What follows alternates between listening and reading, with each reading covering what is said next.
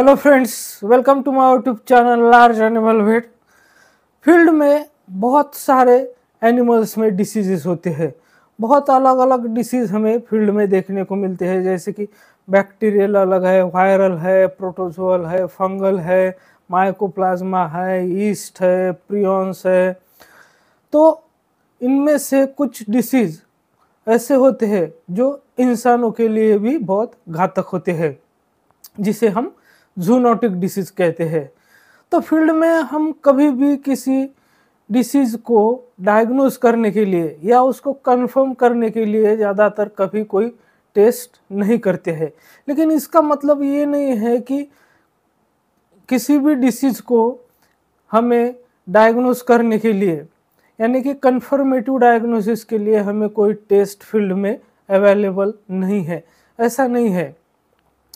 तो जो खास करके जूनोटिक और बैक्टीरियल डिसीजेस है, जैसे कि ब्रुसेलोसिस है, जॉन्स डिसीज है, ट्यूबरक्यूलोसिस है, तो ये इंसानों के लिए भी बहुत ही घातक बीमारियां है, जो कि इंसानों से पशुओं में जाती है, पशुओं से इंसानों में आती है।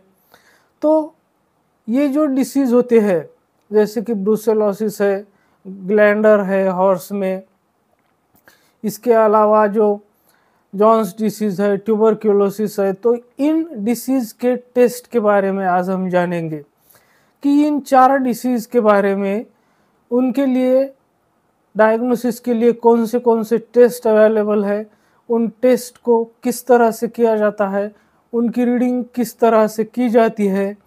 तो इसी के बारे में आज हम डिटेल से जानेंगे। लेकिन उससे पहले अगर आप मेरे चैनल से नए जुड़े हैं या अभी तक आपने मेरा चैनल सब्सक्राइब नहीं किया है, तो प्लीज़ मेरे चैनल को लाइक, शेयर और सब्सक्राइब करें। साथ में बेल वाला आइकन दबाकर ऑल ऑप्शन भी चुनें, ताकि भविष्य में आने वाली हर वीडियो की नोटिफिकेशन आपको समय समय पर मिलती रहे।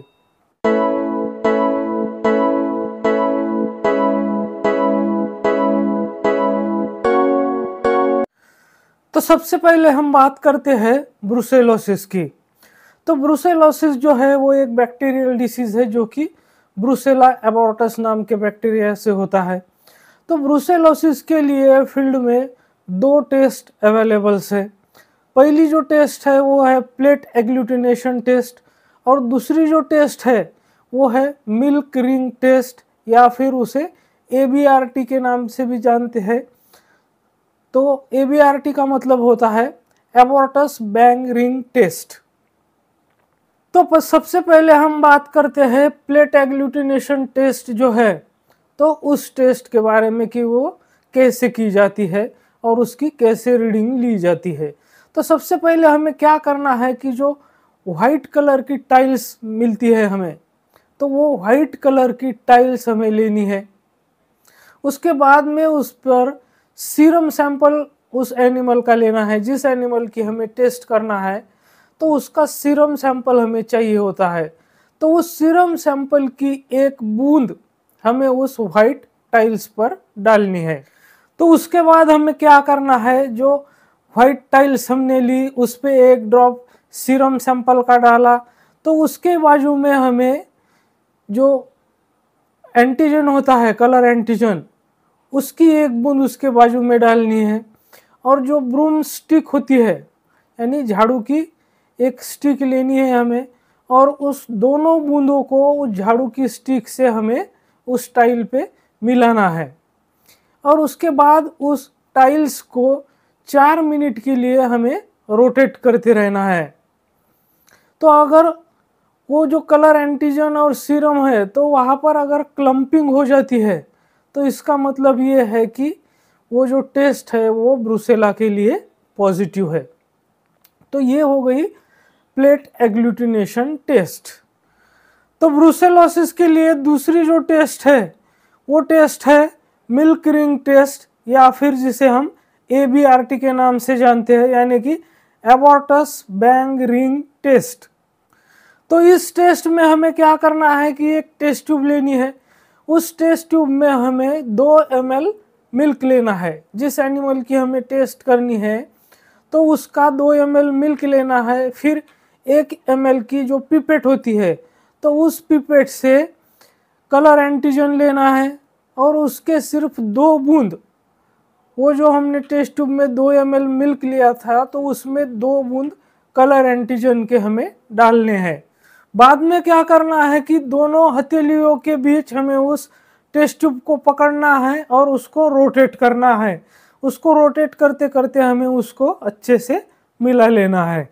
उसके बाद हमें उस टेस्ट ट्यूब को इंक्यूबेट करना है 37 डिग्री सेंटीग्रेड पे वाटर बाथ में 1 घंटे के लिए उसको इंक्यूबेट करना है। उसके बाद उस ट्यूब को निकाल लेना है और रूम टेम्परेचर में उसको 1 घंटे के लिए वैसे ही छोड़ देना है। तो उसके बाद उसको हमें ऑब्जर्व करना है 1 घंटे बाद।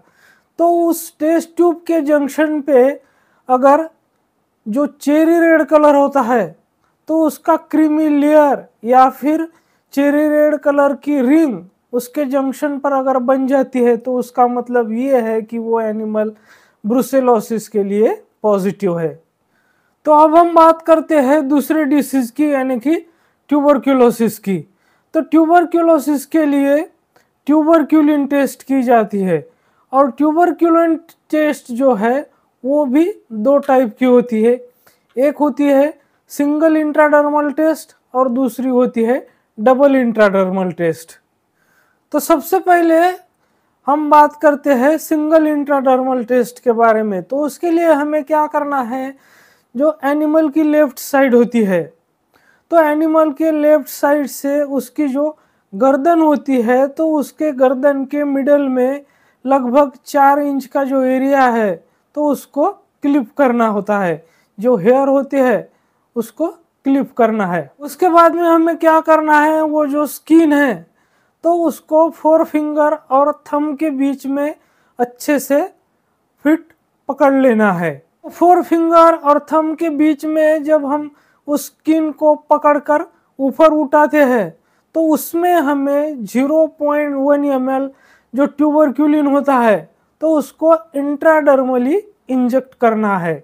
उसके बाद हमें क्या करना है कि 48 आवर्स तक हमें वेट करना है। अगर 48 आवर तक वहाँ पर अगर डिफ्यूज स्वेलिंग आ जाती है तो उसका मतलब ये है कि ये जो एनिमल है वो ट्यूबरक्यूलोसिस के लिए पॉजिटिव है। तो अब हम बात करते हैं दूसरे टेस्ट की, यानी कि डबल इंट्राडर्मल टेस्ट की। तो इसमें भी हमें सेम तरीका अपनाना है। सबसे पहले क्या करना है कि 0.1 ml, जैसे सिंगल इंट्राडर्मल टेस्ट में हम 0.1 ml इंजेक्ट करते हैं इंट्राडर्मली, तो उसी तरह से 0.1 ml उसको इंट्राडर्मली ट्यूबरक्यूलिन इंजेक्ट करना है। 48 आवर के अंदर अगर वहाँ पर डिफ्यूज स्वेलिंग आ जाती है तो एनिमल ट्यूबरक्यूलोसिस के लिए पॉजिटिव होता है। तो यहाँ पर फर्क सिर्फ इतना है कि अगर 48 आवर में अगर स्वेलिंग नहीं आती है तो बाद में उसको दोबारा से उसी साइट पे 0.1 ml ट्यूबरक्यूलिन जो है वो फिर से इंट्राडर्मली उसको इंजेक्ट किया जाता है। और उस एनिमल को फिर 72 घंटे के लिए हमें छोड़ देना है। मतलब 72 घंटे तक उसको देखने की ज़रूरत नहीं है। फिर 72 घंटे के बाद अगर वहाँ पर हॉट और पेनफुल स्वेलिंग डेवलप हो जाती है तो उसका मतलब ये है कि वो एनिमल ट्यूबरक्यूलोसिस के लिए पॉजिटिव है। तो इसीलिए इसको डबल इंट्राडर्मल टेस्ट कहते हैं। तो ये जो टेस्ट होती है ट्यूबरक्यूलिन टेस्ट है तो उसमें भी फॉल्स पॉजिटिव और फॉल्स नेगेटिव रिजल्ट्स आ सकते हैं। तो फॉल्स पॉजिटिव कब आते हैं और फॉल्स नेगेटिव कब आते हैं, इस पर भी हम अब बात करेंगे। अब अगर फॉल्स पॉजिटिव रिजल्ट की बात करें तो अगर किसी पशु को हमने पहले से ट्यूबरक्यूलोसिस के लिए वैक्सीनेट किया है तो उसमें भी फॉल्स पॉजिटिव हमें रिजल्ट मिल सकता है। या फिर उस पशु में अगर जॉन्स डिसीज है तो वहाँ पर भी हमें फॉल्स पॉजिटिव रिजल्ट मिलता है। तो अब हम बात करते हैं फॉल्स नेगेटिव की। तो फॉल्स नेगेटिव हमें रिजल्ट कब मिल सकते हैं, जैसे कि ओल्ड एज है या फिर रिसेंट काविंग की हिस्ट्री है या फिर एडवांस प्रेगनेंसी है।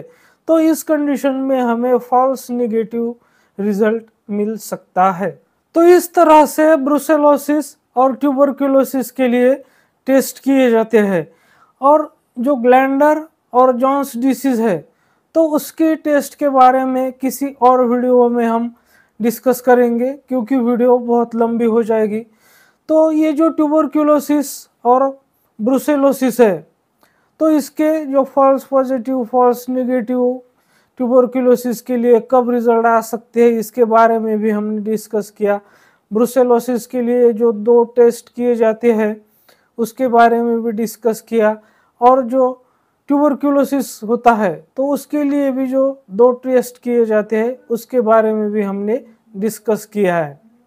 तो मेरे साथ बने रहने के लिए आपका बहुत बहुत धन्यवाद।